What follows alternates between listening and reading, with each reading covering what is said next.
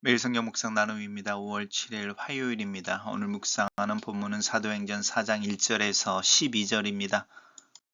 본문을 읽습니다. 사도들이 백성에게 말할 때에 제사장들과 성전 맡은 자와 사두개인들이 이르러 예수 안에 죽은 자의 부활이 있다고 백성을 가르치고 전함을 싫어하여 그들을 잡음에 날이 이미 저물었으므로 이튿날까지 가두었으나 말씀을 들은 사람 중에 믿은 자가 많으니 남자의 수가 약 5천이나 되었더라. 이튿날 관리들과 장로들과 서기관들이 예루살렘에 모였는데 대제사장 안나스와 가야바와 요한과 알렉산더와 및 대제사장의 문중이 다 참여하여 사도들을 가운데 세우고 묻되 너희가 무슨 권세와 누구의 이름으로 이 일을 행하였느냐? 이에 베드로가 성령이 충만하여 이르되 백성의 관리들과 장로들아 만일 병자에게 행한 착한 일에 대하여 이 사람이 어떻게 구원을 받았느냐고 오늘 우리에게 질문한다면 너희와 모든 이스라엘 백성들은 알라. 너희가 십자가에 못 박고 하나님이 죽은 자 가운데서 살리신 나사렛 예수 그리스도의 이름으로 이 사람이 건강하게 되어 너희 앞에 섰느니라.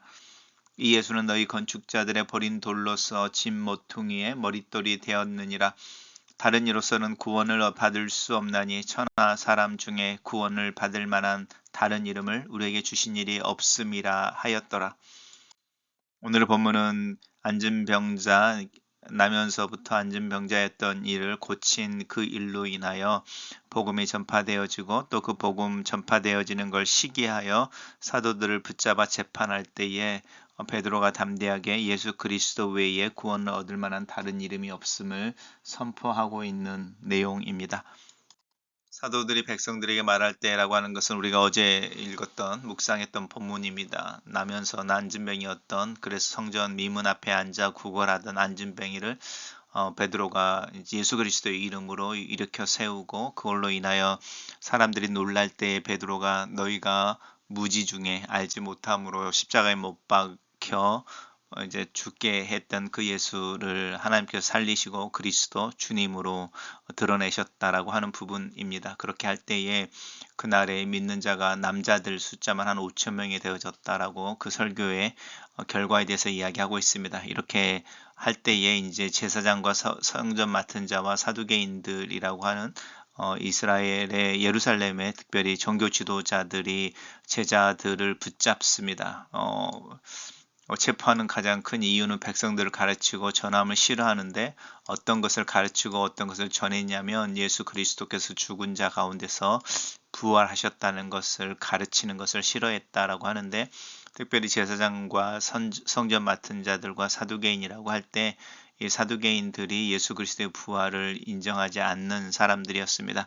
이들은 이제 정치적으로 리버럴한 사람들이었고 또 구약 성경 중에서는 모세 오경만을 신뢰하고 그것을만을 정경으로 여기던 사람들 그리고 죽은 자의 부활은 없다고 말하는 사람들이었습니다. 그래서 그 사람들이 이제 제자들을 모아놓고 이튿날 가두었다가 재판을 하죠. 이튿날에 재판을 할 때에 관리와 장로와 서기관들 예루살렘에 모였다. 이것은 이제 산헤드린이라고 하는 공회인데요. 산헤드린 공회는 예루살렘에만 있었던 것이 아니고 이스라엘의 지방에 있던 시의회와 같은 오늘날로 하면 그런 자치기구라고 이해하시면 됩니다. 그러니까 모든 지역 행정 지역마다 산헤드린이라고 하는 공회가 있었고 그 공회를 통하여 이제 자치적인 어떤 동네의 어떤 종교적인 일들이 결정되어졌었고 이제 그것이 예루살렘에 있는 산헤드린이 이제 아무래도 제일 크고 이제 중심이 되는 우리로 하면 이제 약간 국회급의 뭐 그런 회의 모임이라고 할 수 있습니다. 그래서 거기에 이제 구성원들인 거죠. 장로들과 서기관들과 관리들 이렇게 이야기하는데 앞에서 이야기했던 제사장과 성전 맡은 자와 사두개인이라는 말의 표현이 조금 다르게 표현되어지긴 합니다. 대제사장 안나스와 가야바와 요한과 알렉산더와 대제사장의 문중이 다 참여하였다. 이들은 특별히 가야바나 안나스는 예수 그리스도의 죽음에도 이제 중요한 역할을 했던 사람들인 거죠. 그리고 묻습니다. 너희가 무슨 권세와 누구의 이름으로 하느냐? 예수님에게 던졌던 질문하고도 동일하죠. 베드로가 성령이 충만하여 말합니다. 병자가 고쳐지는 일이 이제 착한 일이라고 하는데 선한 일, 하나님이 하셨다는 의미에서 착한 일인 겁니다. 하나님이 하신 그 일에 대해서 너희가 질문을 한다면 내가 너희들에게 분명히 말할 수 있는데 하나님이 죽은 자 가운데서 살리신 부활하신 이라고 하는 부분이죠. 예수 그리스도가 죽은 자 가운데서 부활하셨다고 하는 게 복음의 코어에 있는 핵심의 메시지이고 그 예수 그리스도 나사렛 예수 그리스도 이름으로 이 사람이 건강하게 되어졌다라고 하면서 하나님께서 천하의 구원을 받을 만한 다른 이름을 우리에게 주심이 없다. 주신 일이 없다라고 분명하게 선언하고 있습니다. 단락을 요약해 보겠습니다. 제사장들과 성전 맡은 자와 사두개인들은 예수님의 부활을 전하는 사도들을 가두고 신문하지만 사도들은 두려움 없이 부활하신 예수 그리스도께서 구원의 주가 되시는 것을 선포한다. 이렇게 정리해 봤습니다. 묵상 나눔입니다. 건축자가 버린 돌이 집 모퉁이의 머릿돌이 되었다 하는 말씀처럼 사람들이 거부하고 죽인 예수님을 다시 살리셔서 천하 만민을 위한 구원의 주로 하나님께서 세우셨습니다. 이처럼 하나님의 정의는 악에게 지지 않으며 하나님의 뜻은 악의 회방에도 꺾이지 않습니다. 그러므로 예수님을 메시아이자 구주로 믿는 사람은 어떤 경우에도 하나님의 계획이 실패하지 않음을 믿을 수 있습니다. 사두개파 사람들은 유력한 제사장 가문과 세속 귀족 대표자들이 속한 부유한 지배의 계층으로서 죽은 자의 부활과 내세를 믿지 않았으며 정치 권력을 이용하여 예수님을 죽음으로 내모은 장본인들이었습니다. 그래서 사도들을 가두어서라도 예수님의 부활과 권능을 감추려 했습니다. 하지만 사도들을 가둘지언정 부활하신 예수님은 가둘 수 없었습니다. 사도들의 몸은 통제할 수 있었지만 역동적으로 역사하는 복음과 성령의 역사는 억제할 수 없었습니다. 5,000명의 새신자가 주님의 부활과 복음의 능력을 믿고 또 회심함으로 그 능력을 보여주는 증거로 제시됩니다. 반복음적인 세상이 아무리 복음의 증거를 억압해도 복음은 힘차고 자유롭게 뻗어나갑니다. 공의원들은 사도들에겐 무슨 권세, 누구의 이름으로 병자를 치유하고 성전에서 가르쳤느냐고 묻습니다. 전에 성전에서 예수님에게 했던 질문과 똑같습니다. 이들은 여전히 권위를 문제 삼고 있었습니다. 메시지의 진실성의 여부보다는 메신저의 자격을 묻는 태도로 진리를 거부하고 있습니다.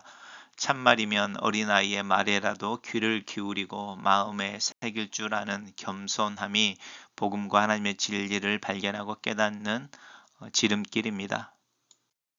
전에 베드로는 여종의 말에도 겁을 먹고 예수님을 부인했었습니다. 하지만 이제는 예수님을 죽인 권력 앞에서 조금도 두려움 없이 예수 그리스도의 부활과 메시아됨을 증언합니다.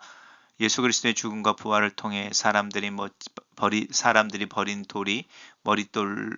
돌을 머릿돌로 삼으신 하나님의 신비한 섭리를 깨달으면서 사람들에게 버려지는 것에 대한 두려움이 베드로에게서 사라졌기 때문입니다. 이 지식과 확신과 용기가 바로 성령 충만의 결과입니다. 글로 쓰는 기도입니다. 살아계신 하나님, 예수 그리스도의 죽음과 부활이 나를 살리는 하나님의 능력임을 알고 있습니다. 예수 그리스도께서 천하 만민을 위해 구원의 주가 되시는 것을 믿습니다. 이 신앙의 고백이 내 삶 속에 멈추지 않기를 기도합니다. 하나님 나라를 내 삶 속에 살아내며 예수 그리스도의 복음이 나를 통해 흘러갈 수 있기를 기도합니다. 내가 이루는 공동체가 그리스도의 건강한 몸으로 그리스도를 보이게 하시고 함께 교회를 이루는 이들과 이를 위해 기도하고 또 사랑의 공동체를 이루기 위해 노력하며 복음과 하나님 나라의 확장을 위해 함께 일하는 은혜와 축복을 더하여 주시옵소서. 예수님 이름으로 기도합니다. 아멘.